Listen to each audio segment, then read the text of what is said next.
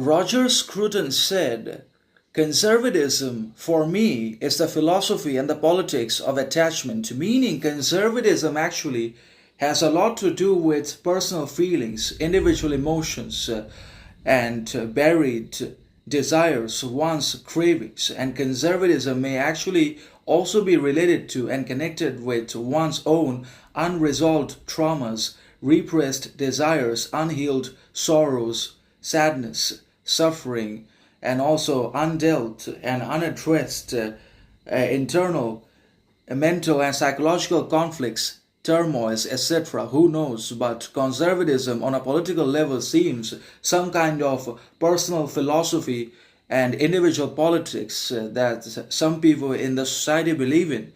But conservatism actually is good because it at least believes in critical thinking, reasonable analysis, rational insight, logical experimentation and behavior, and ultimately moral attitudes and mature behavior and responsible mentality, action, and so on and so forth. And that's why conservatism can be considered to be practical, useful, worthy, important, meaningful, and as having character, significance, and worth about itself because it again stresses and emphasizes critical thinking, rational analysis, reasonable mentality over impulse driven politics.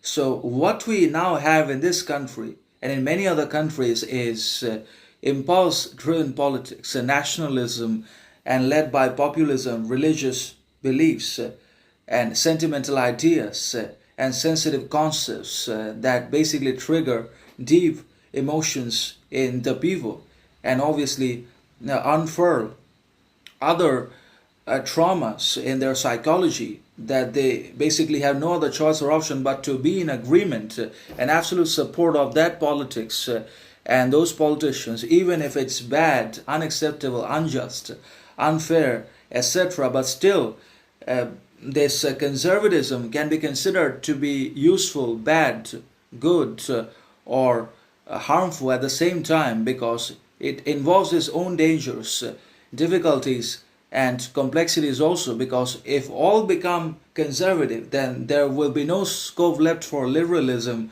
liberal thinking, behavior, attitude, mentality, and obviously liberal action also will be ultimately criticized and condemned because of conservatism and by the conservative mediocre masses that lack knowledge, reflection, criticality, wisdom, maturity, and obviously intention also. So conservatism is fundamental, necessary.